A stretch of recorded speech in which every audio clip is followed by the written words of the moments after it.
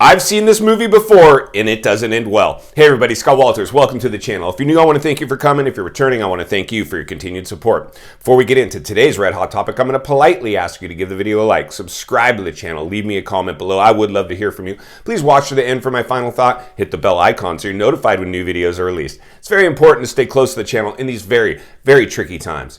All right, folks, welcome to the channel. It's always an honor and a privilege to be with you. I hope you're all doing great. So yeah, buckle up, strap in, another hard hitter. I'm not going to sugarcoat it. No rainbows and sunshine. I'm just going to give it to you and give it to you straight. And folks, I mean, the realities are that we have seen this movie before, and it's really awesome for me, first of all, to have a channel with so many people participating. Smart people tend to participate on this channel. It's very nice for me to have, basically created a channel that gets people talking.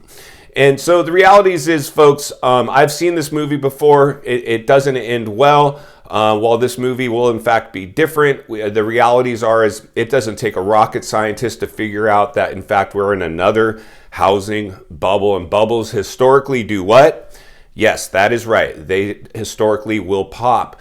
And so, the realities are, folks, is that, we really can pull from the past to really expose a lot of what's going on in the future. But the realities is, like I said, is many people are very much unaware of the present risks and dangers that are currently swirling around in our economy today.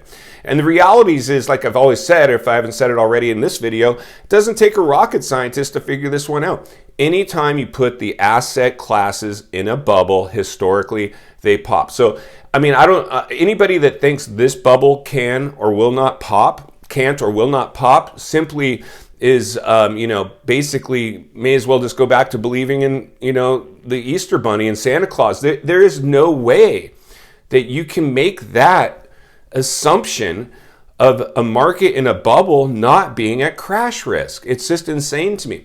So the realities are, folks, is, like I said before, this is the housing market. Everything hinges on the housing market. If we lose the housing market, we lose everything. And right now, because of all the different things that are going on in society today with political strain, economic strain, runaway inflation, overstimulating markets, I mean, we could go on and on and on and heat map and temperature check everything that's going on.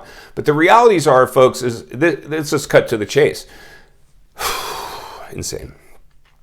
So certain areas of the country have overheated more than the others. That is true. The west coast of the nation has overheated worse than the east coast. We have some areas maybe in Florida that are in a bubble. Pretty much the whole west coast in a bubble. But there's a lot of the country, Midwest, that didn't experience the type of run-ups that we've experienced in other areas in the real estate industry. The realities are, I always say this is so insane. So while other areas are going to crash harder in a crash because they had bigger run-ups, other areas will probably maybe not see big declines in values in their real estate. The challenge with this one, folks, the challenge with this one is this. Nobody is recession proof. I don't care what your real estate values have done. I don't care where you live in the country. I don't care. The realities are, if we hit a recession, and the realities are really, folks, like we've talked about with the 100-year cycle, depressions cycle approximately every 100 years throughout history. So if we can, in fact, like I said, if we don't get into depression this time, it'll be the first time in history we haven't done that. We're due.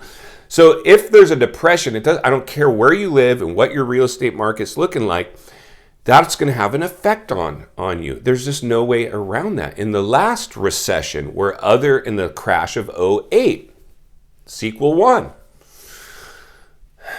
not everywhere in the country had 50% price reductions in their real estate, but everybody, in fact, was affected by a recession. Just like right now, I don't care where you live, you're paying more at the pump, you're paying more at the store, you're paying more at the restaurants, you're paying more to travel, you're paying more to do everything.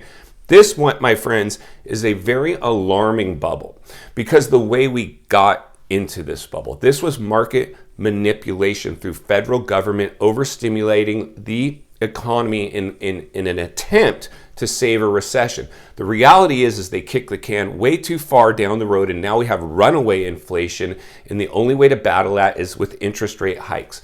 Interest rate hikes will in fact cause the markets to panic and collapse. So they don't want to do that, right? That's why they're trying to slowly raise interest rates to not panic the markets. It's ridiculous. But if they don't, we're going to have runaway inflation. We are at a tipping point, a razor's edge. It's pick your poison at this point. Really what it comes down to, folks, we can't escape this one. There's no escaping the downturn that is looming. So while I appreciate other real estate professionals coming on to YouTube and trying to paint this picture of a supply and demand issue and this and that, it doesn't matter.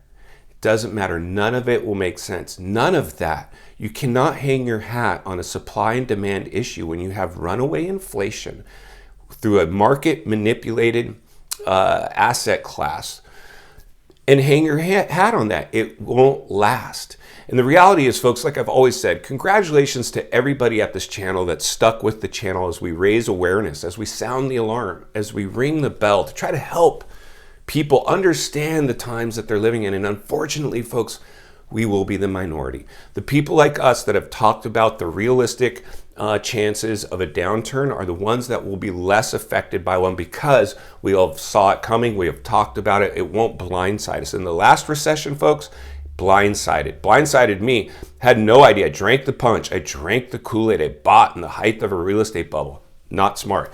Didn't end well. This time I'm not going to do the same thing over and over expecting a different result. That's in fact the definition of insanity. And there's a lot of people, it shocks me, my age, grown-ups in the real estate industry lived through that last correction, or recession rather, a housing crash, and that are here trying to paint the picture of this being a supply and demand driven issue and real estate will continue. It doesn't matter. Like we've talked about, analytics, charts, data will only tell you what's happened. It's not going to tell you what's going to happen. Like I've said before, this all comes down to the psychology of people, the psychology of sales. And you can't get an algorithm or a data to tell you what people are going to think. Contagion now is such a clear and present danger with today's modern era society because we're so connected. We're so connected to screens like we've never been before. And so the realities are this one will sneak up on us. And again, I think so many people are, like I've talked about, they're so reactionary to like real-time data in terms of what you can get through the stock market. Real estate will move a little slower because a real estate transaction has many hoops that have to take place before a sale is executed. Insanity.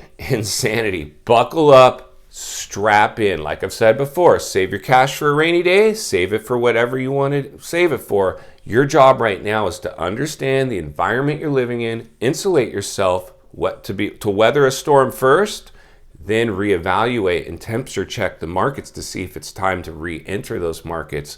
And my folks, many millionaires were born out of the last recession. Many millionaires will be born again in this one. My job is to take as many of you with me as I can as we move towards that. That is my goal for you today, folks. Like I've said before, don't tell everybody not to buy in this market, but I am telling everybody what you're up against. And if you're on the sidelines, I support that. I support everybody's needs when it comes to real estate. Again, I would never suggest anybody do anything that I'm not doing myself. I myself am on the sidelines, and while I do have real estate, I'm holding it because I bought it a long time ago. But the realities are, folks, nobody's going to be able to execute this one perfectly. Our job is just to really continue to raise awareness, be a level-headed realist, understand what we're up against, and then move on from there. If you appreciate the content, I humbly ask you to give the video a like, subscribe to the channel, and leave me a comment below. I would love to hear from you. Social media links are in the description of this video if you'd like more access to me, as well as other channels I've done interviews with that I think you would absolutely love. If you're on your television set today, another video is in your screen at this time with an easy to subscribe icon for your convenience. Please go make it count today. I will see you on the next video.